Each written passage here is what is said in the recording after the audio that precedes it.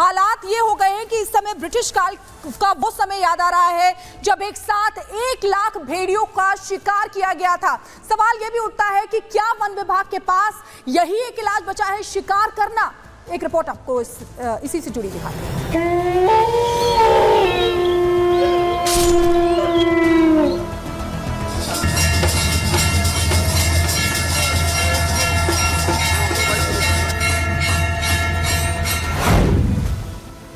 आदमखोरों के आतंक का अंत कब खत्म होगा आदमखोरों का खौफ? अकेले बाहर निकले तो समझो जान गई।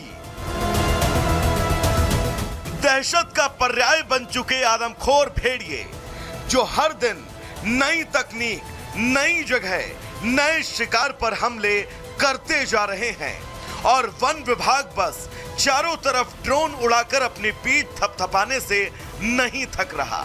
अगर पिंजड़े तैयार हैं तो आदमखोर अभी तक उन पिंजड़ों में फंसा क्यों नहीं? अगर खेतों के चारों तरफ जाल बिछा दिया गया है तो भेड़िया उस जाल में आया क्यों नहीं? पटाखे दगाए जा रहे हैं, रात भर पहरेदारी चल रही है, तो फिर भेड़िया भाग क्यों नहीं जाता? क्या भेड़िया अब इंसानी दिमाग और वन विभाग के दिमाग से कदम आगे चल रहा है? क्या भेड़िया जानता है कि उसे शिकार करना सबसे सुरक्षित कहां है? क्योंकि लगातार हो रहे हमलों के बीच प्रशासन भी गांवों के चक्कर काटकर थक चुका है और भेड़िया उनकी पकड़ से बाहर है। अब तो भेड़ियों के आतंक का दायरा भी बढ़कर सीतापुर तक जा पहुंचा, जहां पहले से ही बाघ के हमलों से लोग परेशान थे।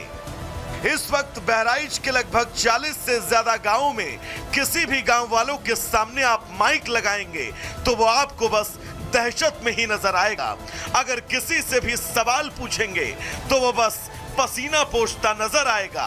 किसी से भी भेड़िए की बात करेंगे तो उसके मन में अपने परिवार वालों, अपने बच्चों की चिंता घर कर जाएगी।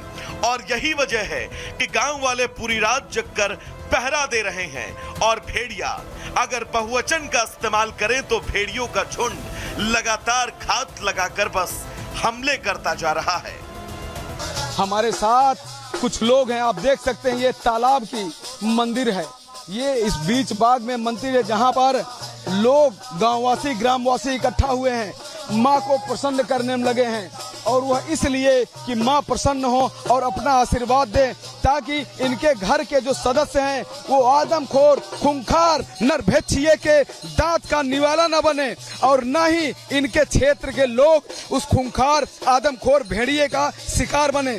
यहाँ पर इस मंदिर के अलावा यहाँ कोई भी घर नहीं है, न यहाँ पर कोई बस्ती है। मैं आपको चारों तरफ सन्नाटा दिखाना चाहूंगा। यहाँ देखिए दूर दूर तक यहाँ सन्नाटा है, यहाँ पर आगे पीछे कुछ नहीं है, सिर्फ यहाँ तालाब में एक माता की मंदिर है जो तालाब के नाम से जानी तालाब के किनारे चारों तरफ यहाँ भेड़िया गश्त करता है।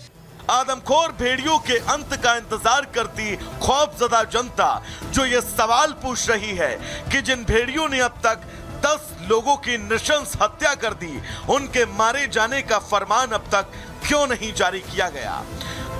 आखिर भारतीय वन्यजीव संरक्षण नियम के तले कब तक आपके मासूम इन नरभक्षी भेड़ियों का शिकार बनते रहेंगे? हालांकि प्रदेश के मुख्य सचिव ने इस बात की सुगबुगाहट जरूर जगा दी है कि बहुत जल्द वो ऐसा फरमान दे सकते हैं। भारत में भेड़ियों की प्रजाति खतरे में बताई जाती है और इसके लिए कुछ हद तक आज से लगभग 150 साल पहले हुई घटनाओं को जिम्मेदार माना जाता है। वो ब्रिटिश इंडिया का दौर था।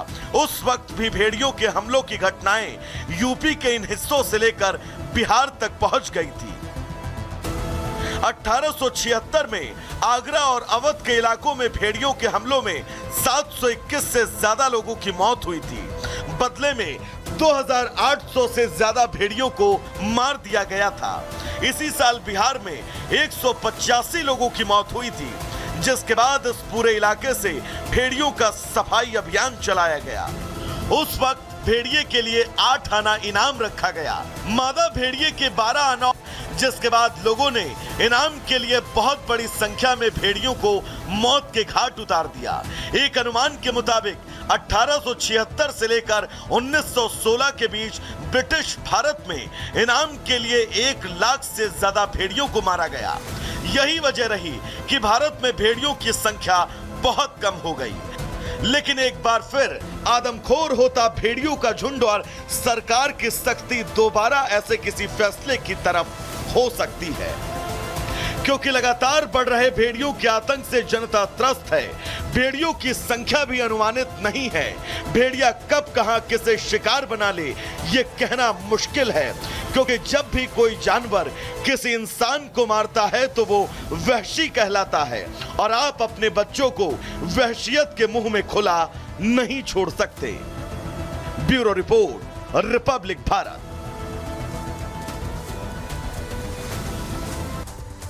और हमारे 2 सहयोगी लगातार ग्राउंड जीरो से जुड़े हुए हैं। राघवेंद्र बहराइच से हैं, आपके पास आना चाहेंगे। राघवेंद्र, देखिए जिस तरीके से आप बता रहे हैं कि भेड़िया अब बकरियों को, जानवरों को निशाना नहीं बना रहे हैं, बल्कि इंसानी खून उनके मुंह लग चुका है और इंसान के बच्चों को ही निशाना बना रहे हैं। राघवेंद्र, ये जानना चाहते हैं क्योंकि देखिए बच्चों की पढ़ाई होती है, रोजमर्रा के काम होते हैं, वहां लोग कितने परेशान है। क्या बच्चे पढ़ने जा पा रहे हैं? लोग अपना काम धंधा कर पा रहे हैं रोजमर्रा का?